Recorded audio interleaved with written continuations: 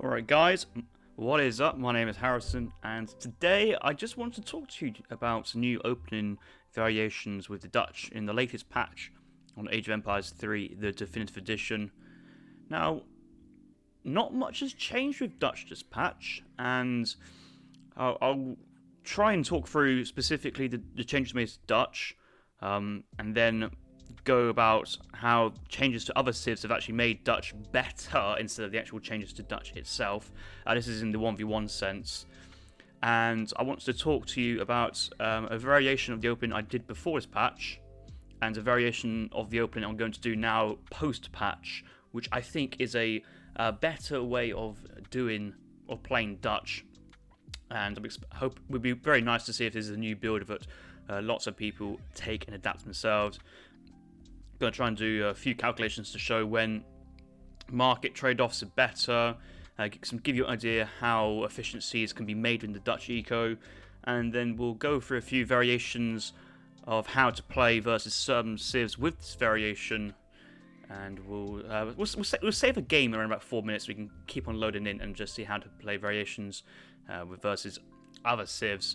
But essentially this whole video is on the fly, no script, I'm just free talking and just giving you some opinions of what I think of the latest update. Right, so the first thing to check is, of course, the patch notes here from Dutch. There will be some general civilization balances. Let's have a quick look at the general balances just to see if anything here really affects Dutch in particular. Church building from 25 to 20 seconds is nice, but it's not going to affect a build order as such.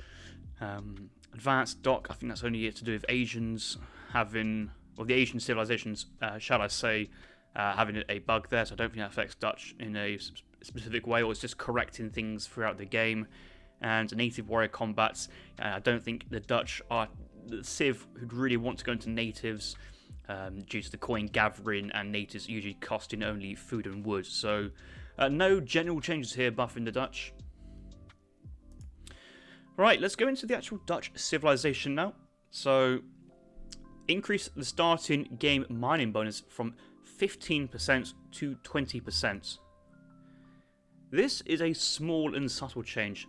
I've seen a lot of people online already saying that, oh my god, they've overbuffed Dutch. That is an incredibly powerful change.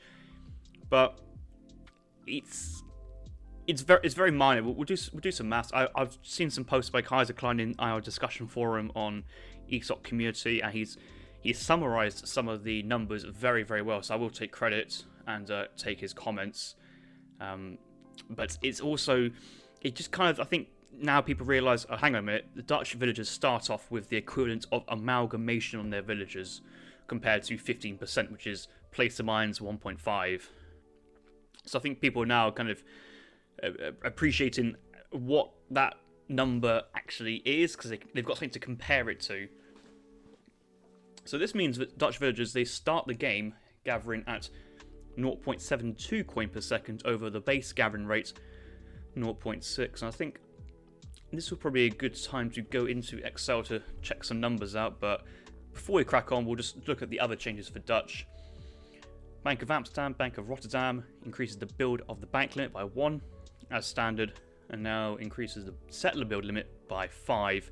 Very strong for team games, for treaty balance.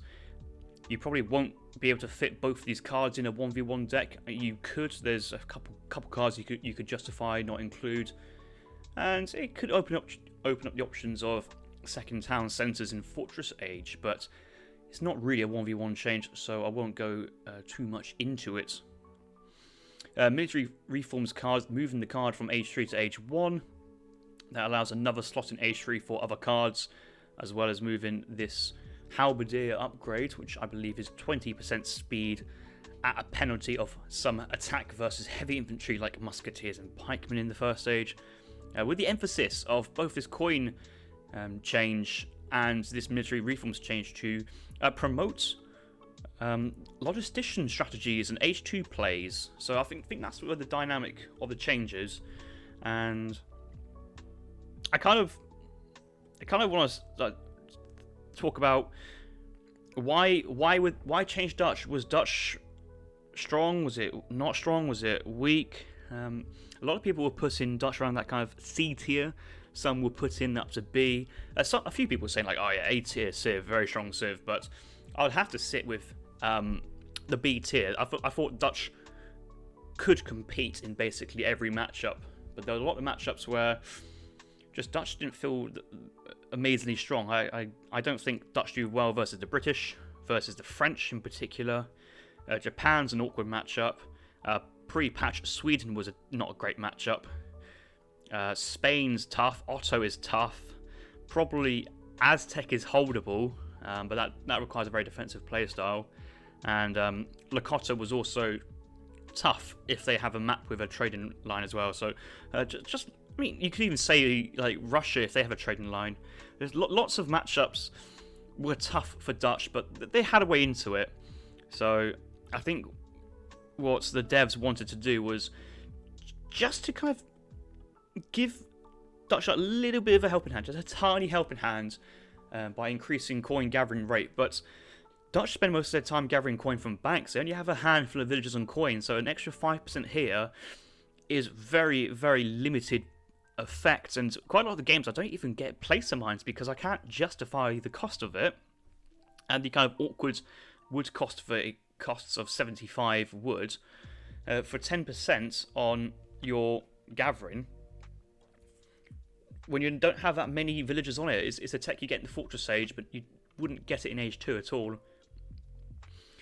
So the actual change is probably just there to, just because it's an easier change, fits with the civilization bonus, and probably less risky than to change the bank costs, which I think is probably the first person's point of call to maybe suggest changes for how they were going to modify Dutch to give it a buff. And I think another reason why they gave Dutch a buff was in the Definitive Edition game, that benchmark for that average benchmark which we compare civs to has been raised from the RE based game to the EP patches and now to DE. The average civ has gotten better, whereas Dutch has stayed relatively the same throughout the latter stages of the ESOC patch. So although Dutch has stayed, B tier, C tier for quite a long time, that average bar has gone up, and more and more civs find themselves in the A tier, and a few civs were ranked as the S tier before this latest patch, and that would have been Sweden, Lakota, and Japan. Each of those matchups, Dutch, they have ways to win, but it's not great. So yeah, I think that's why that's happened. So let's go on to Excel actually, because there's a few things we need to just get as clear, which somebody on the forums pointed out to me, which I must admit I didn't actually notice into just a while back. But villagers, basic European villagers, start off with a coin gathering rate of 0.6 coin per second. Dutch villagers have a starting gathering rate of 0.72 coin per second, but any upgrades like the placer mines and the amalgamation are based off of the 0.6 stats. So before, I thought Dutch villagers started off with this new modified 0.72, and that their next upgrade was the base times by essentially the 10% multiplier for placer mines, given 0.792, which is a slightly increase from the base, and then that's the same as amalgamation, pardon me, of having 30% on top of the base, which gives 0.936. But that's not the case. It's the top line.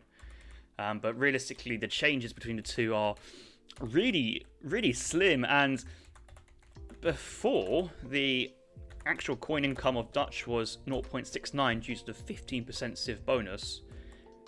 And if we were to find out the relative increase of these two numbers, 0.72 over 0.69, it's an increase of 4.35%. So it's, when we're saying that Dutch has increased their coin gathering by 5%. That's a bit misleading because compared to what we are now used to, which is 0.69, it's only an increase of 4.3%. So it's really not that impactful in the games. So I'm a bit confused where everyone says that Dutch is the low-key sleeper OP Civ now due to this change. So I think we can kind of possibly put that one to the side, and Dutch should be decent due to other top Civs getting nerfed.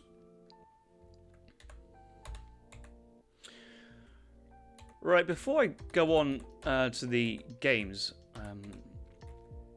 strategy focuses quite a lot about market trading and market buying, and let's just cover the few basics of what the build's going to be about and why it's be so strong.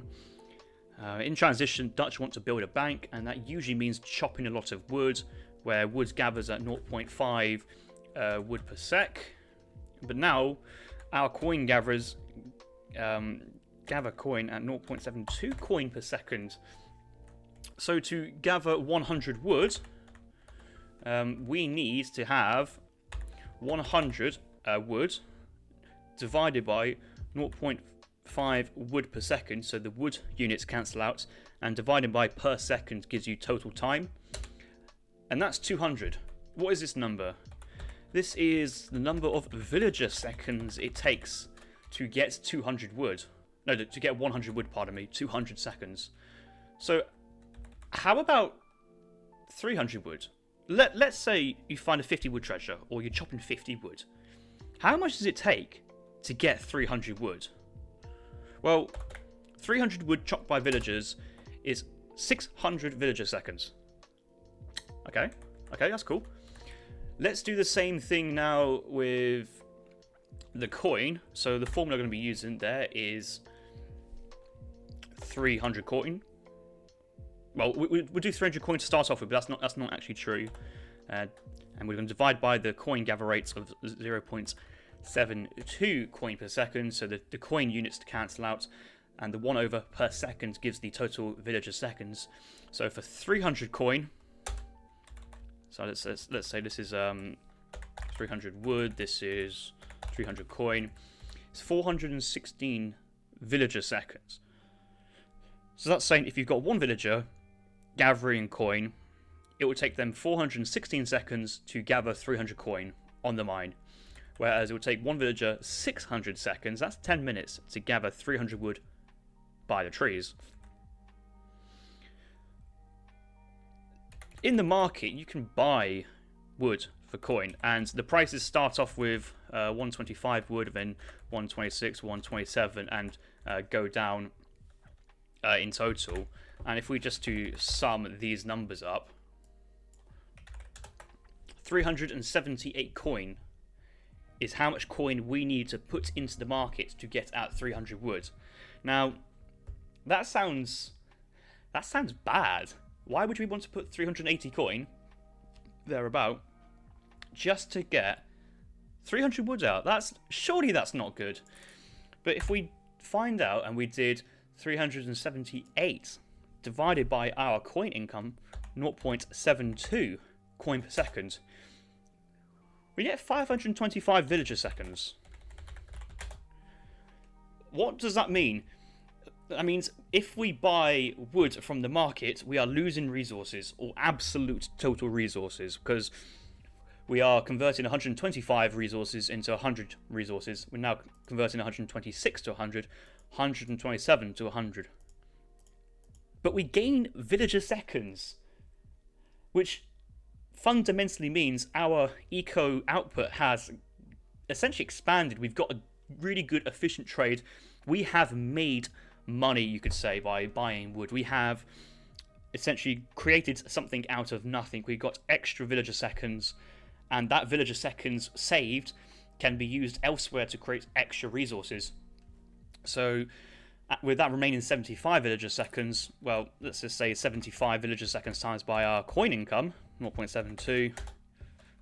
Forget my equal sign because I haven't done the Excel for a while. It's 54 coins. So it's actually, that is the net benefit of what we've done, or you could say 75 villager seconds times by 0.5, which is the wood income. We have essentially constructed a bank and saved ourselves 37.5 equivalent wood. So we found a way to get a bank up quicker, but why would we go market first? Well, with the starting wood and you're gathering coin, you can get hunting dogs. Hunting dogs increases your food gathering, but because we got this extra bit of coin, we got bonus for gathering the coin for hunting dogs, which is you get from the stockpile, but then gathering the coin to train your 15th villager, and then gathering the coin to buy the wood in transition, and then also gathering the coin to get your first settler in queue as soon as you hit that second age. And I'm going to be doing builds, we're going to the game now, I'm going to be doing builds which don't involve any treasures, but it's very nice to know that this build I'm about to do, you can get your bank down and get a villager in queue before you hit the age up every time, pretty consistently. And if I do not get it this time, well, that's just nerves, or what can I say? But I think there's some good legs. We'll do this variation, and then I may get around to doing the previous variation so we can kind of compare the two builds. So let's go skirmish. Grand Shacker's a good map. Start off with Exploring Age, of course. Standard difficulty is pretty easy. Standard starting resources, game speed, player handicap, doesn't really matter. No, I don't need that. And yes, so the plan is, starting the game, early market, hunting dogs. Chop 50 wood to get your house.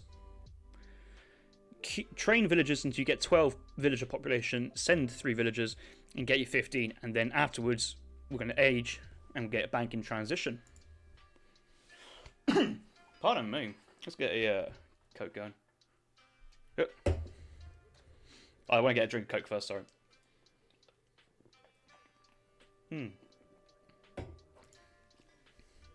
So in this level we have 40 food in base, 25 coin in base. Both of these would affect our age 1, age up time, and bank in transition. But for the benefits of this very high scientific research that I'm doing here, it's not. We just won't. So let's just get some of the resources going in pretty decent speed. Get the villager in queue. Get the herding going in.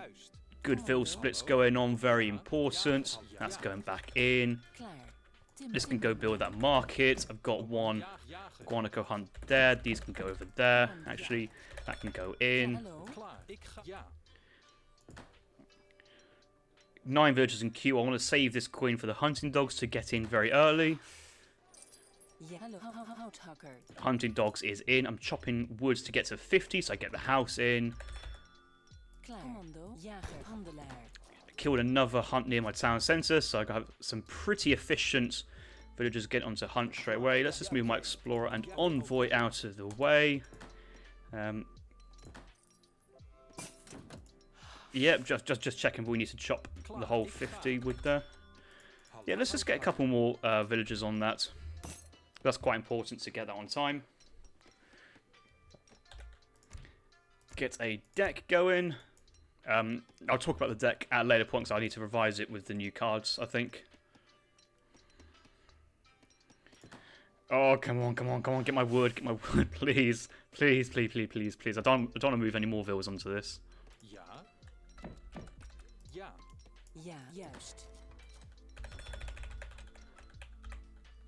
Oh, I think we're going to be alright. There you go, that's the amount of coin we need.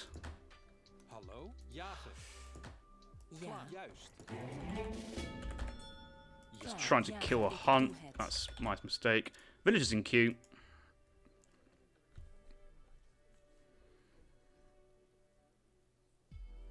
Looks like against Kangxi here, but that's not part of the equation at all. We've only got one villa on that guanaco, so I'll put my next batch over here. Now, I have spent an extra 50 wood chopping to get hunting dogs. I've spent 50 coin to get hunting dogs as well, so without any treasures and livestock, yes, there may be a bit of idle time before we get that queue in, but I don't think that's going to be too important, because when you're playing the game for real, you've got 40 food here, Got a bit of coin to actually help that villager's progression, and that should be fine otherwise. But yes, 660 was the resources without even getting any other treasures. Hunting dogs is in at the moment, helping us in transition, and it will help our bank in transition as well. So let's go to the commerce age. So what we want 50 wood in total from the tree. We want 350 food from the hunt, and we want 378 coin from the markets to buy the wood to get the bank down, which will give us that extra 75 free villager seconds. So that's how it's going to play. And obviously once these villagers are done on the tree, we can go back onto the hunt. I'm going to herd this guanaco hunt back in, just so we have hunts continuously. Obviously in an actual game you'd be probably looking to get in your second hunt as well at this point. So buy 100 wood with 125 coin. Yep, we'll do that once. Yep, we'll do that twice. And we're going to soon be at that point where we can go buy the third batch. Looks like we're going to have a little bit too much. No, I think we got this macro near enough spot on actually. Would you look at that? There's the bank ready to go. 4 villagers go build down, boom. And the villagers still on the coin mine, gathering the coin required to get our first villager in queue. The bank is nearly built, and once that's built, that also gives us coin as well. Remember guys, when you're actually doing this build, you'll have treasures to help you out at the same time. I'm just going to save it here. Which I was going to save without selecting that 700 wood, but let's just save single player, Dutch market start. Dutch market, let's save that. But what we can see at this point, 424, up with 15 vills, probably idled by about, in terms of queuing to the second stage, by about 8 seconds, 5 seconds maybe. Getting that first villager in queue now, 4 seconds. Remember, 0 treasures have been picked up at the moment. I will have the resources for the first villager. We are now hunting. All these villagers have their hunting dogs, so 0.92. And from here, what have we got? Well, we've now got, basically, got to the same points as we would with other civs. By the time we've gathered up this wood, we may have enough food to drop down a bank, but we've got a market. That's 100 wood worth of resources there and there. Hunting dogs, that's 50 wood, 50 coin. And we're getting better gathering villagers, and standard play from this point is just stronger. We'll just start off with bank in this 400 wood here, 700 wood, and we'll go for a stable opening and see how that works out for us. Commando, hallo. Juist. Commando, ik doe ja. Oh, juist. Oh, ik ja. Again, herding a little bit sloppy, but I'm spending most of my time explaining stuff. Jager. So get that in, and kill a couple. Ik doe het. Jager, juist. Jager. Ja. Klaar. Oké, jager, jager. Commando. Only need about another 2 vills on the mine now, because I've already got enough. Let's get that wood up here. Essentially, I want to get all this wood gathered by the time I have 350 food. Though that wood's coming in quite nicely. That should be enough. Bank's coming down. Building that bank. Commando. Onto the wood there. This one can go onto the wood. Got another villager. And from these villagers, I think the first build I'm going to do is stable. Stable, 2 houses and a bank. Don't need to build a market, because I've already got one. How cool is that? Bank's next card.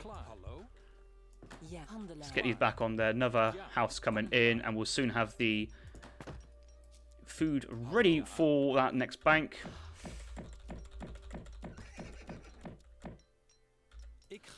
Bank's being built. Hallo, klaar. Ja.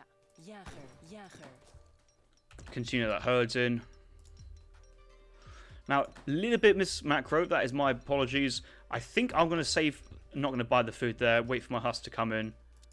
And actually, I'm going to have way too much food.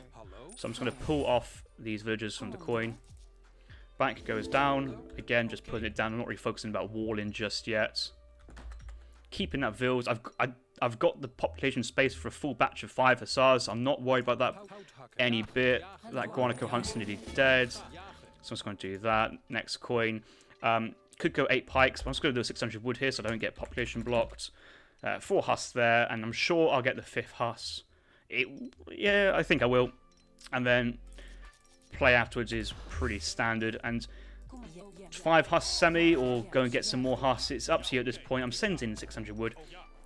But actually, I could have sent 8 pikes at this point, and now I'll be pop blocked, but the 600 wood should be quite nice.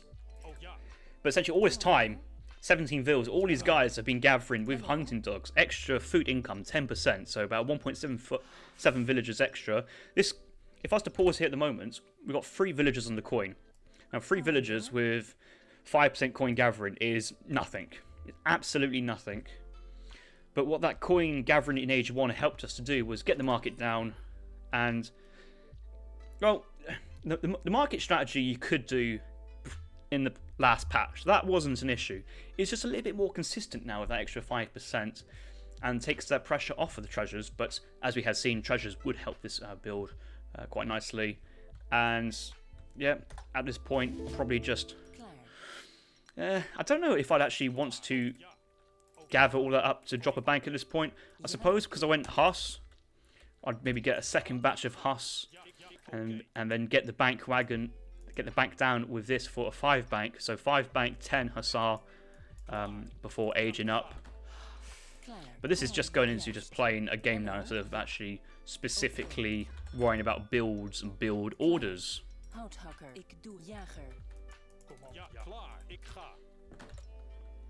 Keep that TC working. That's one thing I'm very terrible at because I'm a terrible player. With this wood, you get a house and not get yourself pop locked. 5th bank goes down. Won't worry about that. Blah blah blah. There's this disciple killing me. Kill that. With this leftover wood, steel traps 20% at this point. Like in the previous build, you'd been essentially having to drop the market down on the 600 wood, and the reason why that is the case because you needed the 2 houses on the 700 wood to get the stable down and the population space from the houses to get a full batch of 5 huss, and 5 huss is so much stronger than the 4 huss batch. But yeah, I'm not really overly specifically trying at this point. I just want to talk through a few things, and just for the completion point, I'm just going to buy and age up. But yeah, I got some Huss. I've defended myself against a Hussar raid. I pushed back. I've got 5 banks. I'm aging up. And we're going to move into the next age. Very, very nice. And we can still buy wood at this point to, you know, obviously we want to send wood. That's our priority. We've always sent 700 wood, 600 wood. And if I'm not feeling pressured, I could go with 1000 wood age 3, or I could go into 9 Rita and put on some forward pressure and aggression versus other cities maybe still in the age 2. They may have massed Hussars and muskets, so that's an option there. Let's have a quick look to see where that cutoff point on Excel is. So we're talking about the market. If I was to do 125, 130, 135, 140, 145, 150, 155, 160, we can see where this cutoff point is. So when is it better in terms of these raw villager seconds to actually start chopping wood instead of actually buying it from the market? We're not talking about Gangsaw here. We're not talking about placer mines, but you can do comparisons for that quite easily. So copying the equation across. Huh? No, that's a mess up. That doesn't matter.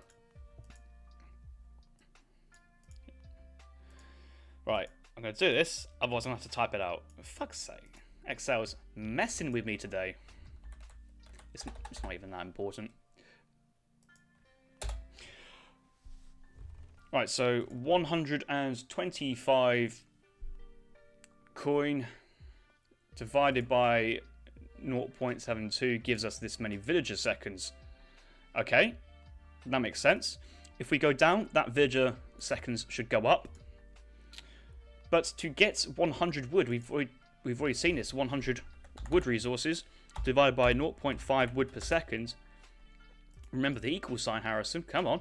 Come on. You can do this. 200. So 200 villager seconds for 100 wood. 201.3 villager seconds for 145 coin mined from the mine. Wow. So what this is saying is that it is cost effective and beneficial for you to use the markets to buy wood up to around 140, 145 if no gang saw.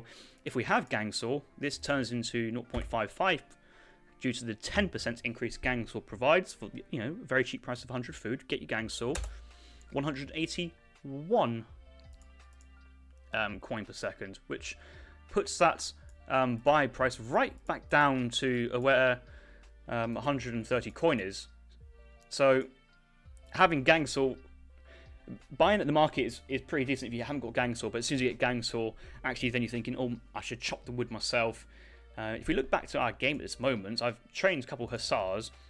I'm on a map with a second tin mine nearby. These are tin mines, not even silver. Ja. I can't remember how this much started. I probably started with 2k. But your second mine's nearby. You've probably got another mine behind here. What I'm trying to say is, Dutch, you're not short of coin on the map. So actually buying at the market is not too bad in that sense. But then if you do this same calculation again, but with... So that's age 1 Dutch. I don't want to say base because the base is the European 0.6 gathering. And if it was, we now have placer mines, which is 0.78 coin per second. We can do the same calculation. So I think it's fair to compare gang saw and placer mine eco. So what is this saying? Let's actually get this formula correct. No, I'll just change that to a constant. 0.78. I could use the F4 key to lock that cell in place. Drag it down. So, what is this saying? With placer mines, it takes 160 villager seconds to mine 125 coin. Now, just to buy 100 wood with no gang saw, otherwise, it's either buying wood or chop the wood with no gang saw. That's 200 villager seconds. So, with placer mines, it's more efficient than with no placer mines. That's straightforward. And if you have placer mines but you don't have gang saw, it's still better to buy at the market in terms of villager seconds gained, even up to about 150, 155. Now, you wouldn't do it at that price eventually, because gang saw was very, very cheap. Placer mines are a little bit more expensive. I don't think we'll go into the discussion about amalgamation. But it's very interesting because what this does is, if you're Dutch and you need 100 wood, you look at the market and go, is it less than 150? Is it less than 140? Yeah. Okay, I'll buy 100 wood. Fine. Whereas your opponent might be German, for example. They have their base fill gathering at 0.6 coin per second. They have to tech into placer mines and amalgamation. They have very coin heavy units. They don't have banks. They have population issues with sending Uhlans with each shipments. They may go to the market and they might look at the buy price and go, who is that opponent buying all that wood? Why is it sat at 145? How am I going to buy a house here? I'm going to have to chop this wood myself, which is absolutely fine in terms of an economical sense, but they might miss a full batch of units as a result of being housed, and that is the kind of market pressure you can put on as Dutch. You wouldn't form it as your main strategy, because top players have decent macro, and if German's not feeling pressured, he can always open up with 1,000 wood into the third age. But it's the Dutch can get away with market trading more than other civs because it's encouraged. It's part of their civ dynamic. Each time I'm buying wood and not chopping it myself, I'm winning. So with that, I will go into my second probably build idea of Dutch in this case. So let's load back up to Dutch market, and I'm going to try and cancel the shipment. And I was just thinking about this build order earlier, like just randomly to deal with civs like Sweden and Japan. Nothing special, but if I was to go into this point, got a villain queue, cancel that, go 8 pikes first. Ja, ik Ik doe het. Commando. Ja. Hallo? Ja. So I want to get this in very, very quickly. At this point, you would have had vills forward. So let's say you got one vill forward, you'd gather this coin up, build racks, but I've got the vills back here for this demonstration. Dropped one house. Yeah, I've got 100 wood left over. So I can train another vill. I've got population space to train units. My herding's terrible, so for some reason thought I had herded before, but haven't. At this point, I've got 100 wood left over. I can start a batch of pikes if I want. I could go 13 pike. I've got 8 pikes on the field at 5 minutes, and they will take time to cross the map. But I could just go queue a pike at this point. And what I really want to do here is I'm thinking, I don't want to associate a wood cost with pikemen. I want to associate a coin cost. So what do? Well, I just buy at the market again, because that is pretty much encouraged. I'm just going to sell a click just to help the macro out a little bit. 2 clicks. Get your pikemen in queue. I would have a 5th, but I didn't build that house, but I can build the house anyway. And then, yes, I've got theoretically 13 pikemen out on the field right now. And by the time these 8 pikemans would have crossed the map to the middle point, these pikes would have been out on the field as well. So I know that the devs were thinking about logistician. You want to age up, get that momentum going with halberdiers, but with the logistician, you can't really do this market play, because you saw I was idle to try and get 800 food. You'd be idle if you want to try and get 900 food. And that as you start off with the military wagon, you need to send 700 wood card number 1 to get another bank, to get housing, to get a market. So this is where this variation happens, and I've already got pressure on the map, sieging torps, sieging units, and then once this house is built, I can follow up with 5 skirms. 5 skirms is enough to deal with Sweden, in the sense that 5 skirms one-hit KO a Carolian. I think it's not quite a one-hit KO on Ashigarus or British Musketeers, but they said no, it would be on British Musketeers. They're only at 150 HP as well. Yeah, probably. But in the sense of, at this point, I'm training 5 skirmishers. This could be 8 pike and 10 skirmishers. This could be 13 pike and 5 skirmishers. So you're balancing the pikes and the skirmishers. Early pressure, taking down torps and shrines. This racks would be in mid-map, where the coin mines would be for the Swedish players, or where the hunts would be for the Japanese players. And you can vary how many skirmishers you want to basically deal with what you see. If you scout Sweden opening stable, you want to add an extra pikeman to keep your other pikemen alive. I know that sounds weird. Maybe keep 5 pikes back to defend raids while the pikes are sieging. If you see an early barracks, well, just train another batch of skirms and let the 8 pikes do enough. The pikes being trained just then were really cheap. They're probably about 40 food, 50 coin, maybe, which is better for our eco than actually associating the wood costs with it. And then from behind, just 700 wood, keeping villager production. Now we can pull some of these villagers off of food and get that eco going, and then on the 700 wood, probably just drop 2 banks or something like that. There's the first flare of the day. But I think this is an interesting way to put pressure onto Japan. What I have done is go 700 wood first, open up with racks, and then from then send 8 pike while training skirmishers. But the 8 pike come a card later. I'm not too sure if I sent this card on time. Remember, if you're doing the racks on the 700, you have the bank down on the 400 wood, giving you the XP to get that second shipment on time. But essentially, let's say 8 pikes were crossing the map now from the shipment. Maybe that shipment could have been out, I don't know, 4 or 5 seconds ago. The torps were being built, the military units made to defend, but these early 13 pikes we've had on the field for a long time could put so much pressure. And 32 times by 13 pikes, pardon me, let's 32. Let's have a see how much that is.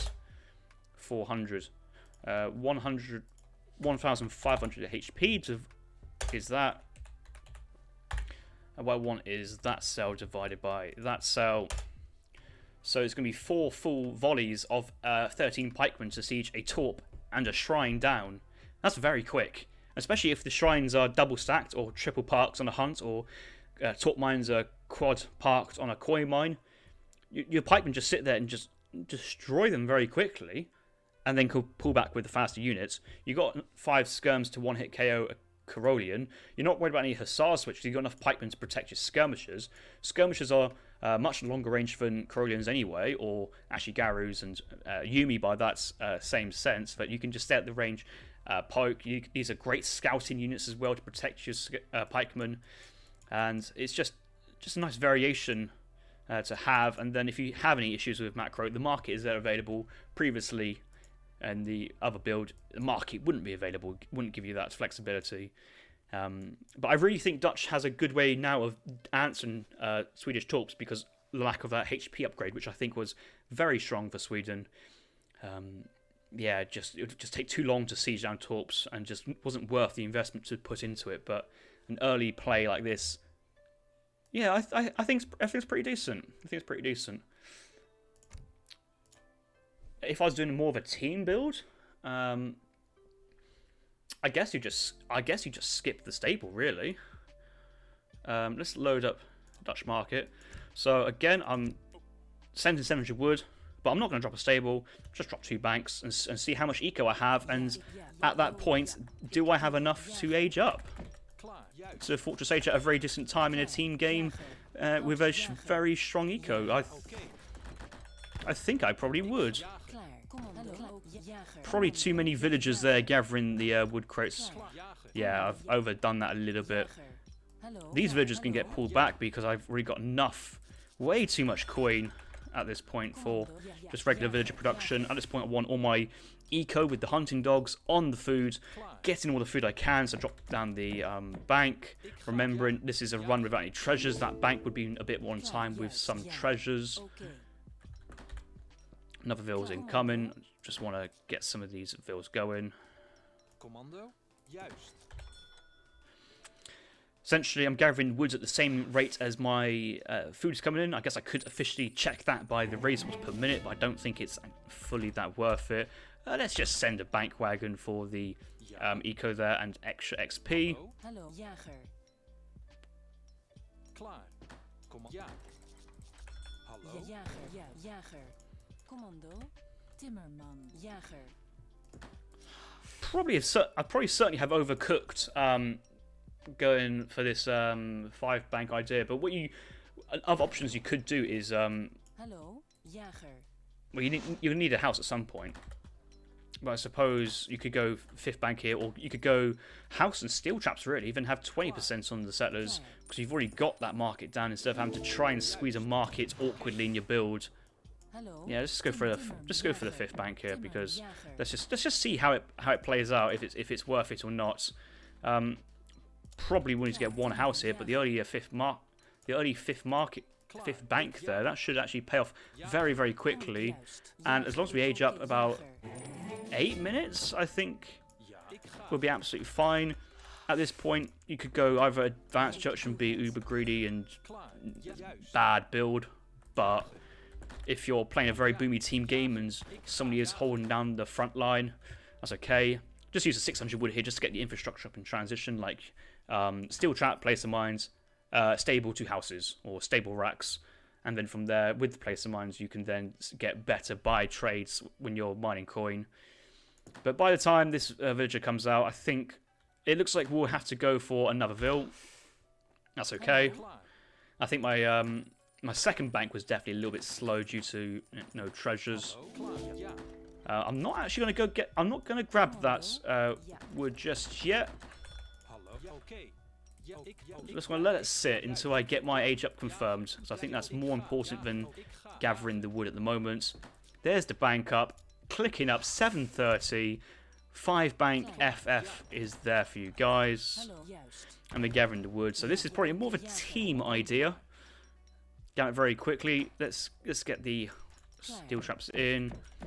Stable going down for Rita support. A couple houses as well. Just so we know that once we get up, we'll be fine. Place of mines behind, and then another house. But the thing is, like, you're thinking, oh, at this point I could go into Gangsaw. I've got to get great coats. You're thinking I could go into Gangsaw, but actually, you know what? No, I think the wood here is very nice, and even still, you can still make good use of 1,000 wood.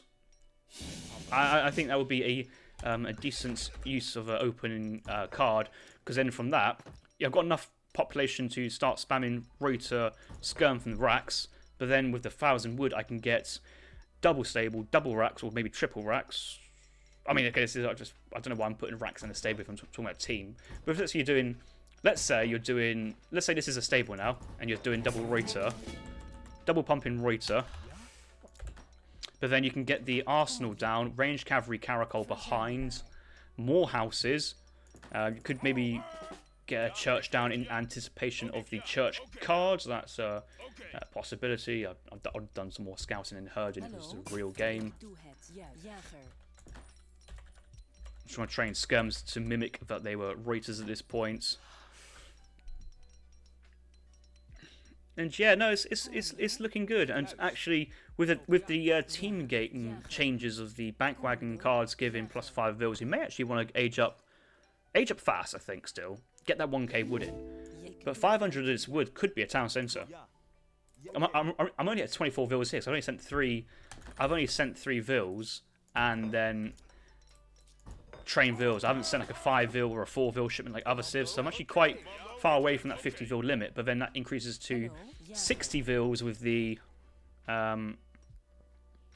60 vils with the what was it? The 2 bank cards. So if I had a bank, I've got my 1v1 deck here because I've loaded the game. But if I had my other deck, you get to 60 vils. And if you manage to, let's say we do speed always wins. Let's say you manage to get all those resources, and then you have, look at the bank eco goes. Brr, brr. Oh, I can't show it because I haven't got the card in. But let's say you do have these. I've got 50 vils now, so I'm 50 vil selection, move them all together. I can age up now with the victory. That's over 5 settlers. And 400 coin. I'm up to 55 coin. Mix this with the 2 bank cards. You're up to 65 villagers with your 5 bank. Could be 7 bank. Yeah, it will be 7 bank eco by then. Soon to get your 2 factories. Look at these banks get everyone at 275 per second. Sending your factories. I don't think there's a need for a revolution anymore in team games. I honestly think that this bank changes kills the South African revolt. Because you'll have the eco to go to the Imperial Age and then get the Imperial upgrades for eco and tech, which is very worth it. But it was always it was a decision I used to make whether I revolted or aged up. But I think now it's a bit more clear cut. Right, you want to send these bank cards into team games, get those +5 settlers, age up the victory for the extra 5 villagers, so you would be at 65 in total. Let's say you're playing on maybe Mongolia. There's one of the Asian monks, you can actually increase the villager build limit by 10. I think it's the Sufi, because it's with mosques, so then you can get yourself up to 70 villagers in total. No, because well, no, if you get the upgrade before the age 4 up, which gives you that 5 extra villagers as overpop, yeah, you could get to 70 villager pop as Dutch. So something to consider there. Ooh, 48 minutes already. Very nice. Let's just compare. I just want to see how this extra coin, really affects this. I'm gonna need to actually resign and get a completely new game. Right, restart the game. Will it load from the load game or start the original game? Yeah, starts that game. I don't think we need to carry that on. But if I was just to do a grand check standard, off we go. Just want to see how when do I get that bank down if I'm just doing standard build before, because that's what we kind of really care. That's not great opening. That is. We'll need to get villagers going over there. That's so bad. I'm going to restart again as I'm not fully focused. So you need to get that villager in queue as well. So this is a no treasure run original opening to see how the no market play works. Let's get that. That should herd Oh my god, that doesn't hurt it. I'm so good that I missed the, that I got too early to the herding there. Hallo? Mr. Ja, Pie. handelaar. Juist. Handelaar. Hallo? Ik handelaar. Commando? Oké. Jager. Hallo? Ik juist. So gather up 100 wood so we can drop down our house. Drop down the house. Jager. Klaar. Oké. Jager. Handelaar. Kom, ik doe het. Ja, klaar. There's so many of these guana codes, it's just quite annoying to look at. I want to get to 12 villager population. I don't think 1410 is. The 1410 age up is a really good question. Yeah, these are the cards we're talking about: bank and villager limit.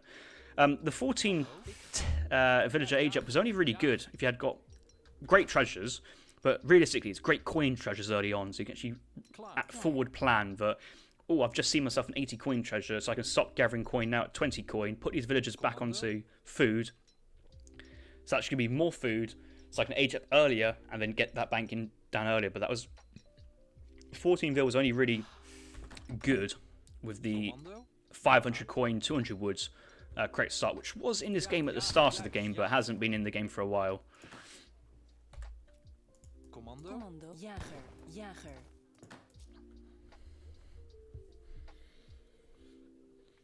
So I've still got that 100 wood to use towards my bank in transition. This build I should honestly be able to age up on time, but then again, the lack of killing treasures, lack of actual treasures itself is slowing down the XP of the shipment. But it's also, I had to mine all that 200 coin myself. So let's look at this. Good time to bring up Kaiser Klein's point. I actually wanted to make this, and I think it'd be a good time to do it. Go to the patch. Kaiser Klein somewhere was in this. Kevin thinks it's gonna you collect your gold faster. So 100 gold for your colonial is faster. You get the gold you save in age 1. All those seconds that you win accumulates, and the civ gets faster and faster. This accumulation makes this civ too strong for me. But Kaiser correctly points out that no, it doesn't. Your Dutch can always go 14 now. Like I said, you can't. You can do it, but it's bad. I'm mixed on that one. I think livestock maps of 14ville is possible and actually pretty decent, but does involve good eco macro. Now, yes, of course, it saves some villager seconds by gathering coin a little faster, but again, that's just like 10 gold in age 1, and in early age 2, you don't really have vills on coin if you're booming, which is what happens most of the games. So the buff is small, and Kaiser's made a great point here. We're talking about only 10 coin different. It's absolutely minimal. 200 coin there. 200 coin, 10% 20 coin, so 5% there is only 10 coin. So he's got this number spot on. 10 coin. That's a beaver treasure. I got this beaver treasure by my base. 40 coin there. Yeah, makes no difference. The biggest buffs the Dutch have is the nerfs to other civs, so that's probably the main takeaway point. But I want to see how this build now compares to the market opening I had, and see actually if I can get my bank down and a villager train before the next age. Yeah, because that's gonna be the fresh. That's gonna be the benchmark. So good news, I get to age up on time with this. So I've got a little bit of extra food, but it's not that actually impactful. I would have thought that I've been up much faster, but I'm not. Like I was only delayed in the market build to age it up about 5 seconds. Livestock will help you out with that. Treasure will help you out with that. Whether that's a coin treasure or a food treasure, or if you're playing Arctic territories and you spawn in base, you've got a 50 wood treasure from a polar bear. That's 3 hunting dogs there. That's 3 hunting dogs there, and that is straight for this build. Whereas at the moment, the problem we have is we got to chop these, get all the wood needed for the bank. We're getting there. We still need the food. We're getting there. We haven't got enough coin to train our first villager at the moment, and that is what's concerning me. Can I get all that done at the right time? Try and get a little bit of better macro going along. So I'm just getting all the food now. 13 villagers on food. Yeah, there's the bank going down now. These villas are about to expire. Can I get the food. I'm having to move more villas across than I really want to. I don't really want to do that. Oh, that was a misclick. That's apologies. This test is now invalidated. I'm trying my best to get it, and I've aged up, and I've not quite got it, but it's close enough. So I've got to this point. I've aged up, probably about 5 seconds before the other market strat. Remember, this is no treasures. Treasures help the market stat because you have a better eco behind it. But if I was to send 700 wood, and let's say maybe go stable, do I go 2 houses to get the full 5 batch of hus? Or do I go house market, get 4 hus, but then I can buy wood for another house, or maybe think about getting hunting dogs there? I have no market at the moment. I don't even have hunting dogs. I'm, for about 5 seconds of, well, in this case, about 5-6 seconds of fast age up time, but in a real game with real treasures, there will be no idle time. I'm down in eco. I don't have hunting dogs. Most of my villagers, because I got 1 bank here, and I basically got 0 coin and 1 villager train. I'm going to leave 3 villagers onto the coin mine. That should give me enough coin to get that next villager in queue. I'm down 1.2 villagers in eco already. I'm down 100 wood. I'm down 50 wood from the hunting dogs, 50 coin from the hunting dogs, and I'm just sat here patiently twiddling my thumbs, waiting for waiting to get the resources required to do other things. And yeah, I should have got all this wood up ASAP, and I should be building it right now. But you can kind of see how the market play, I feel, it pays off very quickly, but it also helps you out in a pinch. So I've got the bank down there. Looks like I only overgathered the food there by about 100, so it actually I wasn't actually that late. But I think at this moment the ecos would be tied, there'd be neck and neck, there'd be no real difference between the 2 builds. And you could even do something strange like with the market, just open up instantaneously steel traps. Yeah, maybe steel traps on 700 wood. The options are there. But yeah, I think that's comparison of the 2 builds at the moment. So you do something along the lines of racks. Yeah, so you go 3rd bank, sending bank at this point. Actually, because I go back, if I was going back to here, 600 wood I think is a decent option as well. So I can help you train some pikemen, but you can then train. You can get your 4th bank, which you send in now, but then send the bank wagon afterwards for a 5th bank. But yeah, I think at this point, I've still not got hunting dogs. I'm just like, I got 15 vills gathering all this food, and you still have the same tempo, you still have the same build. It's just one is now strictly superior to the other, in my opinion. And I was explaining to a top player yesterday on stream, and he was buying it. I think he wanted to test himself. He didn't quite believe me. Maybe because it's my elo being much lower. Maybe he's just so used to the build he used to do all the time. But it will happen. But yeah, that's the market age wants to build, and we've discussed a lot of things. What I want to do for you Dutch lovers out there mainly is actually go through and see how these matchups actually change and how would I approach them. Aztecs, apparently a mega civ according to the stats of the AoE3 guys. I don't know, maybe they were laughing at something, but that's turned into quite a bit of a meme. Civilization age up takes 70 seconds without the age up fast, and this is huge. I think this is so huge. You have to age up 20 seconds faster now with what I call momentum. I think the age up fast messenger still is going to work for eco builds, so the Aztec can go into like 700 wood or 3 warrior priests first. And maybe the 700 wood they can take stagecoach line behind it, or drop or just start production of units, but they're mainly sending cards like 700, 5 vil, 3 warrior priests behind. But aging up 70 seconds to get 2 skull knights, that's incredible. And if you can manage to time a war hut being built with the warrior advance up, 2 skull knights dropped from your war hut mid map at about 4 minutes 30 into the game, 4:40. I might be. No, yeah, about 4:10 actually, 4:10 or 4:15. A quite fast age because you're saving 20 seconds from it. It'd be quite tough to deal with. Puma's siege is down. I think that's fair because they removed the Puma Spearman siege tag, I think. Yeah, Puma Spearman don't have that siege tag anymore, if I'm true. So, yeah, they're now more Spearmen instead of siege units. Coyote HP increased. That's not going to affect town centre damages, I don't think.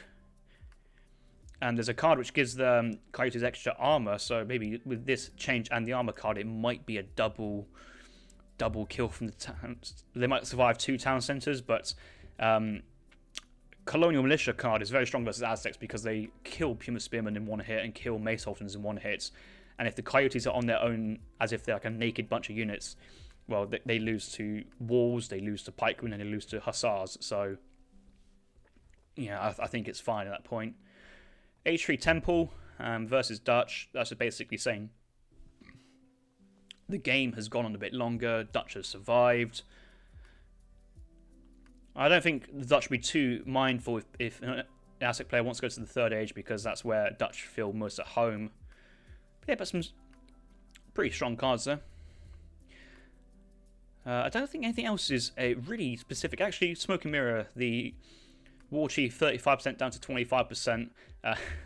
That's ridiculous, that card was. The amount of times I've had problems with artillery pieces as a result of this card, but actually if you age up with factories and have about 4 or 6 heavy cannons, yeah, the War Chief will never touch your army again, and you can just slow push Aztec and get the victory there.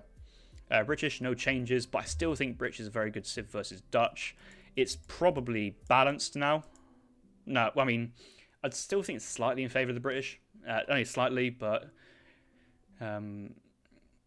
yeah, other civs like France will still be in favoured. Chinese, lots of emphasis on H2 play here, so chances are you'd see Chinese player go in one village, TP into good faith agreements. They might just skip the 300 export card because once they get to German, these are cheaper and then they can save up the export for it. I guess you could still do the 300 export and then wait for it and then wait for the 300 export, then ally with German and then go for these double trickles because you don't, by delaying the German consulate, you're not really sacrificing momentum here in the Second Age. You would be sacrificing momentum if you wanted to go for the French consulates, which, French consulate go down, send the Greats of 500 wood, and then after the 300 export, send 700 wood. So you have 1200 wood for your 2 villages, War Academy, and like 3 or 4 batches of Old Han. So that's very strong as well. Pointless card change. Late game Crassiers being weaker, that's going to be fine for Dutch. Actually, even late game, that's going to put Dutch buffs versus French nerfs into somewhat of a similar situation. It'd be an interesting battle of skirmishers, but in a 1v1 setting, France don't usually run all their French skirmisher up. So I think late game Dutch actually is going to take this, especially with the fact that France may not be running all their eco cards, run out of coin mines, plantation switches, etc.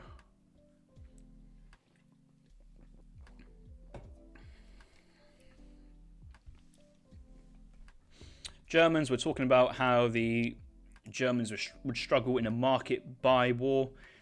I still think that is the case. I think with the changes to Definitive Edition, Germans having 100 coin in Age 1 instead of early TP, I think, is a very balanced matchup now. If anything, it might be slightly Dutch favoured because with the extra bank, this new better build, probably you could say, whether you're going into early racks, extra pikes, or 700 wood, then sending 8 pikemen, or 700 wood, 1 bank wagon, then 8 pike just to protect you from any German raids, so you actually can gather your food under your town centre and then age up into Reuters. I think Dutch have options. I don't think Dutch are scared of German raids. A couple of war pieces here and there as well would be very, very useful. And Germans will. They have a hard time. It used to be a very one-dimensional Germans win this matchup, but now it's probably both. Haudenosaunee. Treaty changes these are, but actually how I'd approach this was probably, it probably would still be 700 wood most games, but I would look to warm a base though, put an emphasis on playing defensive here, force your opponent to come to you.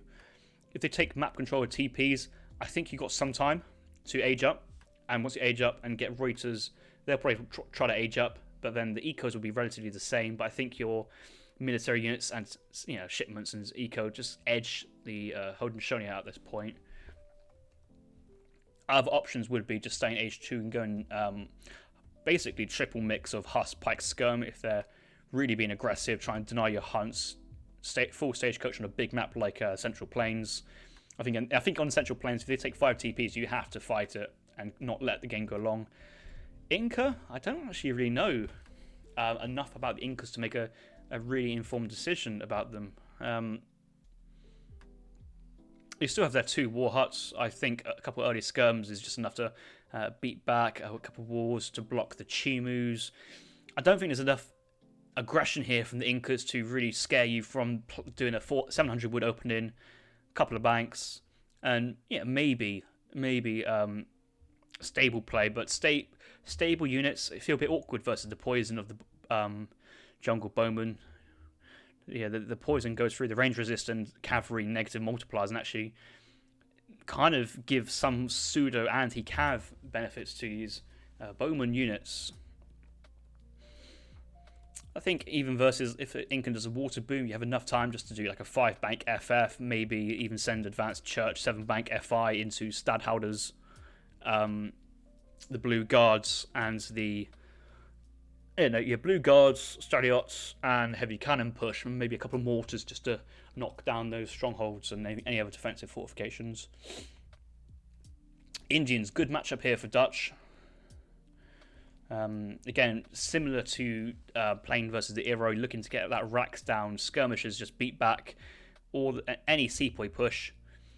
Walls are very important, and then try and defend your skirmishers with 8 pike shipments from the Sours, Ottoman Huss, Elephant Explorers, Clone Militias, your good friends here, playing defensive, keep everything nice and tight, and if they're not pushing you, and you've got decent banks where you just age up, and you've got infantry combat, you've got cav combat, you've got mass skirm Reuter, your skirms outrage their Gurkhas. I wouldn't be worried about that matchup, especially with this new build as well. Japan, I like the early mid-map racks into the 8 pike shipments and 10 skirms. I'll probably go 10 skirms here instead of 13 pike, 5 skirms, because Ashi, with their movement speed and Yumi archers not really taking multipliers from skirmishers, are a bit more of a threat to your pikemen than Hussar Karolians are to your skirmishers. So that's how I'd probably play that. Build order would be 700 wood, 8 pike, bank, age, probably. I don't know. Maybe 600 wood just to get another bank while you're aging in transition. But looking to kind of put.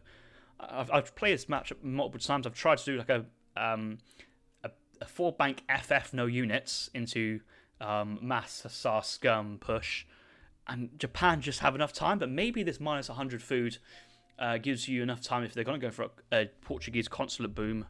But actually, a lot of people are saying that this is just going to force people to drop early market, send villagers, age Tory gates, and play aggressive. So watch out for the Age of Wonder.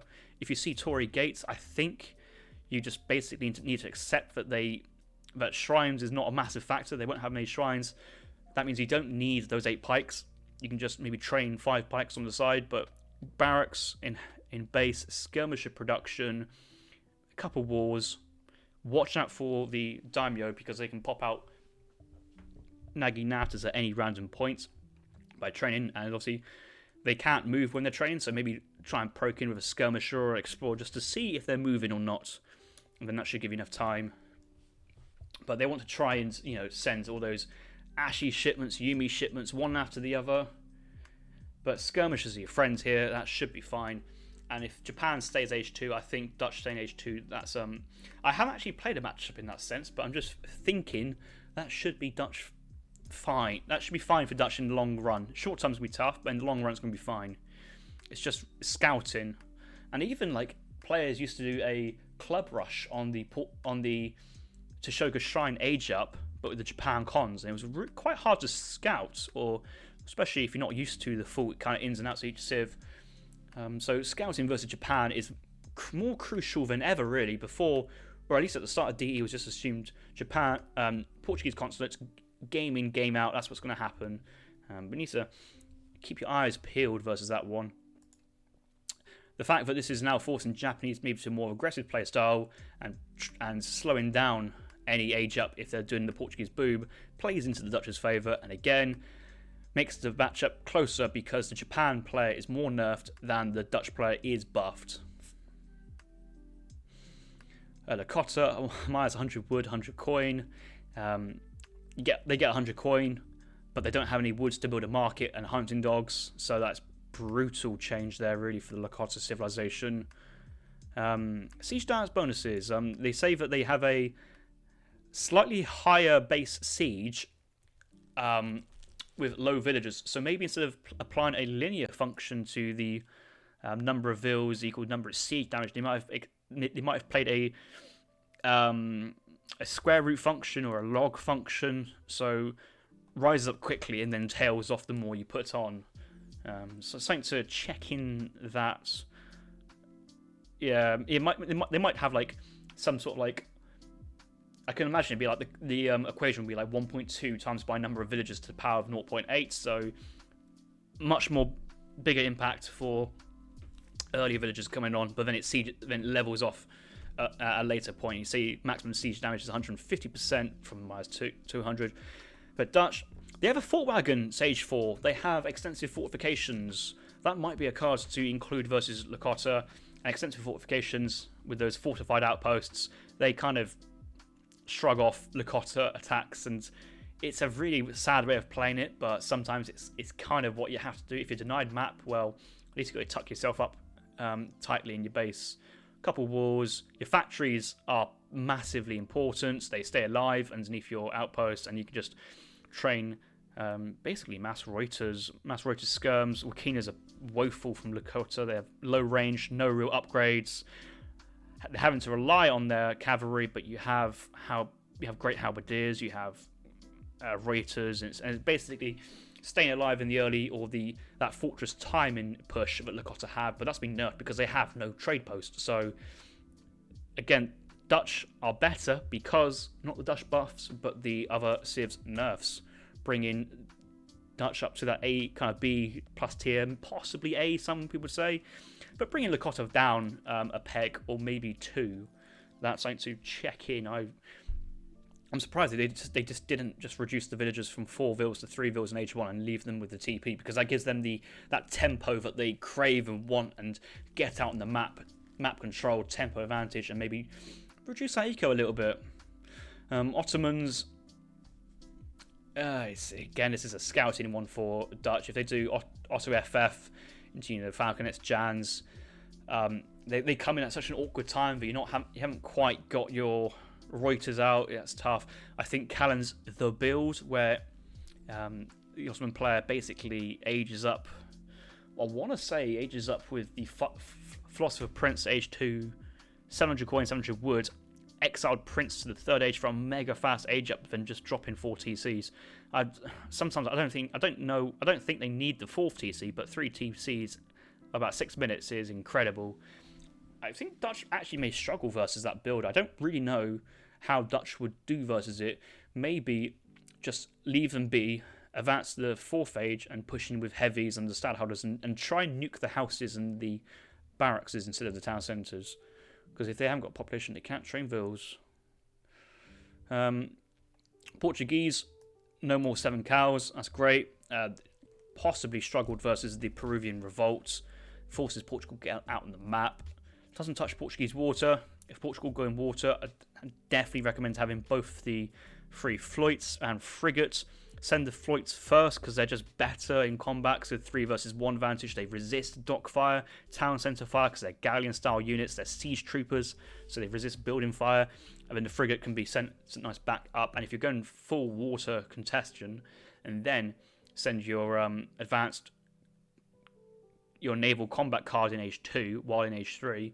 But you can also drop a dock and research armor plating, which if it's buffing 3 floits and 1 frigate, it's a very, very useful tech, and Portugal will lose water control with that, or they'll be idled, force a defense while you have some sort of where you're training units on the land, because you're not training these boats, you're just sending the boats, but you can train the units on the land, push land while pushing water at the same time. I think that's a decent option there.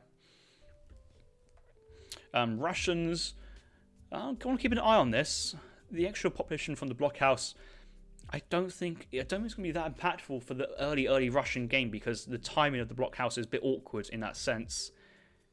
Couple wars, you got the market down to trade on resources if you need to. You'll be idled underneath your town centre, but your banks will be gathering. You'll have that market now to trade on resources. Maybe hide a stable behind your base by quite a distance, or just maybe. I don't like going stable 2 houses on the 400 wood on the age up. I still think you can go basically 700 wood even in the face of Russia. Just wants to wall 700 wood. Possibly CM at that point, depends on how they push. But if you've got a colonial militia, yeah, they're not pushing your town centre. They can't do anything. If you have enough resources in the base, eventually you can age up at that point, or mass pike Haas and then push out. They got quite a lot of changes which try and push them to age 3. This reformist Tsar and westernization really push them to use that advanced church for the Kalmucks, the Guard Dragoons, and this upgrade tech, which I think is now criminally underpriced. That's a very strong buff, because if you're going for Kalmucks, well, you probably want to go vet units afterwards. Quite a lot of players try and go Kalmucks into Manchu because they can't afford to go Kalmucks and then tech units, but this probably allows them to tech units so they can do Kalmucks, vet costs, Strelets combination. So interesting to see how that works. Spain, nasty matchup here for Dutch. Lots of options the Spanish have. Like on one end you have Drastic FF, which is even faster than Pyrrha FF. The Haub FF, Noville's trained, then funding production of cannons with Spanish gold later on, which is like doubling their eco just due to sending Spanish gold, and then sending pike shipments, Rolera shipments, Infinite 10 pike to cover the Falks. Very strong shipment. I like. I've been doing logistician age up versus Spain now, basically versus all Spain, so I think it works pretty decently in that sense to take down the tower. That early racks, basically, I think you train skirms and you send pikes. Something along the lines of maybe train a batch of 5 Haubs, 700 woods come in, bank a couple of houses there, and probably the market at that point.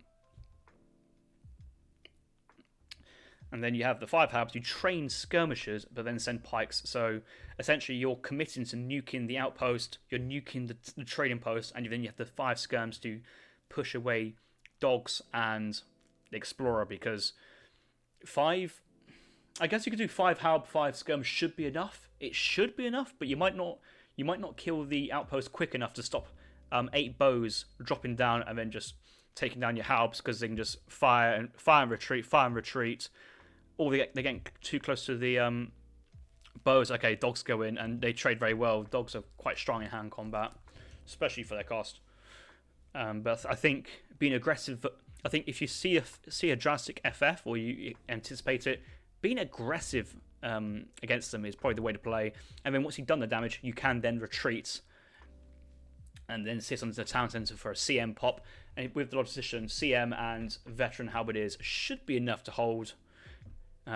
Build your buildings behind your base. Also, you want your town centre to be that first building, because the Falconets is basically the first building in my range is now the town centre. Oh, hang on a minute, the town centre is firing back at me, and you can drop like a couple layers of walls in front of it just to stop the halberdiers also sieging. Because if you can eliminate the halberdiers from sieging your town centre, yeah, then you have CM trading with the Falconets. You've basically eliminated the push. But if they have their Falconets and halberdiers all in one ball underneath that town centre, your town centre's gone, and probably Minutemen CM won't be enough. This won't affect Spain in 1v1. If they go Dragoons, great. You've got Skirm Reuter. They won't be doing that. They're still going to stay Lancer Skirm Rods. If they're playing standard, who knows? They might even go. Unless it's cavalry. I want to check if this cavalry combat is just Dragoons. Unless it's all cavalry. If it's all cavalry, then even the Grenaderos of the Argentinian revolt could be a problem. Something for me to look into, probably. I think I've talked enough about Sweden and anti-builds this game. I think the balance is... I don't know enough about it. I want to say the balance is somewhat even in favour of Dutch. I don't think it's clear cut at the moment, but the lack of dominions, Sweden players having to gather up the wood themselves, build the torps themselves, walk their villagers out on the map to build the torp themselves, and not have that HP and not pop bows or rogue husks or rogue leather cannons on your army at any point, at any time, gives just Dutch that security that they can be forward thinking out on the map, put on some pressure, and deal with the Swedish. Map set, Grand Chaco and Pampasieres in the random map set, no TPs. That's positive news for Dutch players. Although Dutch don't mind playing on TP maps. It's just that other civs do mind not playing on TP maps. So yeah, is this the age of the Dutch? No. Kaiser says that average, and I do respect Kaiser's very experienced play and very experienced knowledge. I'd want to say I'm going to move Dutch up to B+ tier, but put them behind A tier civs like British, like the French, like the Spanish, like the Ottomans. Sweden moved down to A tier until further tests have shown that they're down to B tier. Lakota, I assume they're going to be B tier now, so Dutch ahead of Lakota. Japan, I'm going to leave it as S tier question mark because some people say it's actually a somewhat low-key buff for them. Ottoman, A tier, definite. Solid civ at the moment they are. Aztecs have come up a little bit, but I don't think versus Dutch, the Dutch will be too scared. Just war CM should be enough at that point. But I got to see how fast that timing hits with the two Skull Knights, because that could throw the matchup entirely on its head. Entirely. Aztecs up to B tier civ. Russians talked about they probably move from D to C, but they're not. They're feeling a bit awkward at the moment.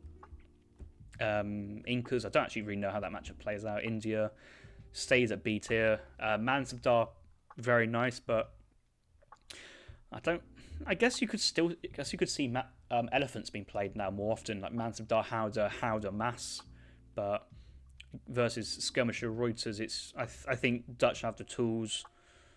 They're never not going to have the coin for Reuters, and versus something like Howders and Mahoots, you then will just tech into cav combat and range cavalry caracol because you just pick them off so fast. And if they're teching elephants, then they can't tech into their Gurkhas by sending upgrade cards for them. So I think Dutch is pretty safe in that sense. I think I've basically covered everything I want to talk about Dutch, and yeah, I mean it's surprising if I've wanted to do this random video of me talking about civilization for best part of 18 minutes, but I think there's a lot of juicy knowledge there, a lot of experience going on there, just a lot of things I've thought about, and I'm happy to see that Dutch should be now a competitive civ due to other civs' nerfs, still struggle versus certain matchups. But an exciting time to be playing Dutch on the quick search ladder, because I believe the Dutch can win versus any of the civs on the ladder at the moment through some good play, some good knowledge, good control, and just like how balanced it should be. I'm very happy to say that Dutch doesn't get overly outclassed by one civ. I still think Spain and Ottoman is a big concern for Dutch in terms of how they play. Not balance. I think further plays with Logistician and H2 play may be enough to kind of put that matchup back to balance or force Spain not to be playing that play style. But we'll find out. And yeah, no, I'm really happy with that. And yeah, this is off script by me being thinking about it for about a day. And I hope you guys really found that useful, enjoyed it. And if you didn't, oh well, I tried. But it's also it was easier to kind of talk about this instead of put all my thoughts on a piece of paper because it would take so much longer. And it was an easy thing to do. This was I'm not going to be editing videos. I don't have the time for that or want to do that. But if I find anything more interesting to talk about, other mechanics and things to test, I might do that at another point. But don't get hopes up, it's not regular, but I like to spend most of my time casting instead of content creation because this is a lot of time and thought to go into it. But yeah, that ends my recording now. I hope you guys found that useful, and I'll see you next time probably on my Twitch channel or eSoc or wherever, casting some games. So I'll see you guys then. See you later.